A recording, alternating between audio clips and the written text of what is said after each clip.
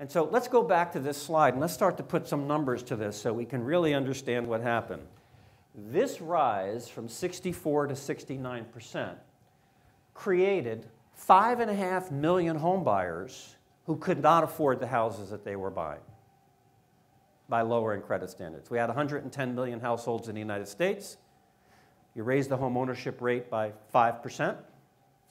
5% of 110 million is that number there, 5.5 million. We created 5.5 million homeowners. That was the economic and social engineering that was intended. That was the intended result. Here's the cause and effect. A slow motion train wreck that we've watched play out in 2006. It got really serious in 07 and 08. And here's the price we paid to create those 5.5 million homeowners. Incidentally, they've all lost their houses already. That was the leading edge. That was the first leg in the foreclosure crisis. The 5.5 million people who bought houses they couldn't afford, did not keep constant with their payments, had their initial introductory interest rates expire. The interest rate kicked up to a current market rate. They couldn't afford it at the lower rate. They were already missing payments. They especially couldn't afford it when their 6% rate went to 10 or 11 or 12%, and that's where they went because they were poor credit risks. They lost their houses. We had a 30% drop in house prices. 9 million people lost their jobs in this country alone. 9 million houses went into foreclosure so far. Imagine that. We added 5.5 million homeowners.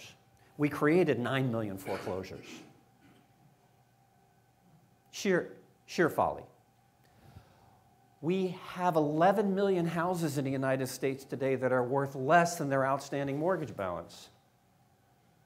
We have twice as many houses underwater as we created homeowners, temporary homeowners, during that boom. And worldwide domino effect of economic collapse. And now what we're trying to do is we're trying to dig out of it, but it's really hard because banks and investors own all this paper that has such little value. And the result of that is that nobody's lending now because their balance sheets have been destroyed by what's played out here. And now, let's get up to the current time and understand what's going on in our economy. Because it is the economy that drives what happens in the real estate markets. That's the primary driver. And the good news here is that we have now had a growing, recovering economy since the third quarter of 2009, when the recession officially ended. It ended because the economy started to grow as measured by gross domestic product, GDP. Think of it as the sum total on your calculator when you add up all of the things that are taking place in terms of economic activity in our country. How many people are working, how much money is being spent, how much manufacturing, how much exporting, how much construction, what's going on in real estate and finance. You take all those activities, you add them up, you get a number. That number has been growing, getting larger since June of 2009. And what you see here is that we've had steady and consistent economic expansion. Take away the word steady. Consistent, recurring economic growth expansion since June of 2009. But it's sure been a bumpy road, right? Because if you take a look at what's been happening along the way, we seem to be up and down like a roller coaster. Pretty much consistently, things are getting better. Wait a minute, no, things are slowing down. Things are getting better again. Well, things are slowing down again. Yeah, as soon as I got the bumpy ride, Bumpy ride, baby. Yeah. thought maybe someone from the government didn't appreciate my criticisms.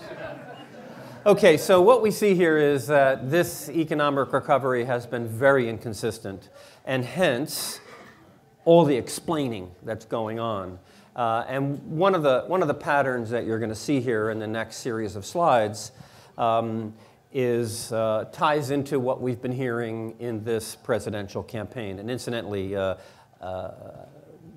nothing I say, I will not say anything to try to suggest who's right or who's wrong. I'm just going to present both sides of the argument. And so herein is where you see some of the criticisms that we've heard Governor Romney level, which is that economic growth is weak meager, and slower this year than last year and slower last year than the year before, true. And then we also had the opposing view from President Obama, which was, yeah, but I started when things were really in a very bad place, and so it's been a challenge to get traction, and anyone would have had that challenge. Those are the arguments. Here's you see it. We came out of the recession in June of '09. We're on a fairly strong pace of economic recovery. When I say strong, a moderately strong pace of economic recovery. The economy was growing by more than 2% a quarter. Then things fell down last summer of '11. We came out of that in the fall, and it looks like finally we were getting back on track. And now more recently, the rate of economic growth has been consistently slowing. In the most recent quarter that we have data for, which is Q2, the U.S. economy grew by just a little over 1%, and the Federal Reserve has estimated that if we go off the edge of the fiscal cliff and the Bush tax cuts are allowed to expire, which is what they're programmed to do right now, we'll lose 1% GDP growth just as a result of going off the cliff, which would mean, if that were correct, that we'd be back to no growth, potentially, or close to no growth, and so therein also lies, a lot of the discourse that's going on here today. When we take a look at what's happening in the economy, a good indicator of how the recovery is progressing comes from this mapping by the Federal Reserve Bank, which measures in each of the 50 states whether each state's economy is growing, expanding, getting stronger, hence recovering, represented by any shade of green on that map, or if alternatively a state's economy is shrinking, getting smaller, heading back in the direction of recession. You can't see it from your seats, but Rhode Island is colored red on this map. 6 months ago, all 49 of 50 states were recovering, getting stronger, going in the right direction. Now we're going to take a look at what that looks like today.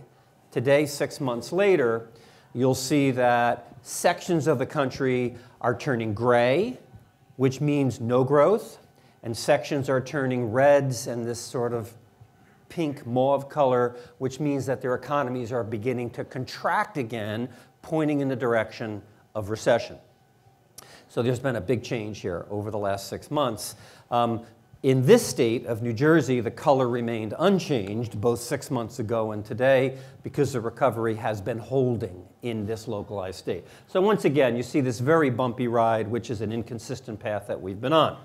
As a result of that, business conditions, which we can interpret as hiring conditions, the conditions for job creation, have been very bumpy as well. We're measuring conditions that affect business hiring plans. And here we see that conditions today are much lower than they were before. They've been contracting rather than growing. There's been some recent improvement here, but still we're on the negative side of the axis, which is one of the reasons why businesses have been so hesitant to hire. It's not clear if we're out of the woods yet, and it's an appropriate and safe time to start to make commitments to employees as full-timers who will be on the payroll over the longer term. And so we don't have a clear indication of that. I saw your hand. I'll come back to you in a minute. Very much of a roller coaster ride. And so here we get to see that, in fact, there has been job recovery through this recovery period, job creation. And what we're tracking here is the loss of jobs on the way down through the recession, followed by the recovery of jobs coming up. And what we're looking at here is the net cumulative loss in non-farm jobs, both private sector and public sector jobs in the United States, over this since the recession began.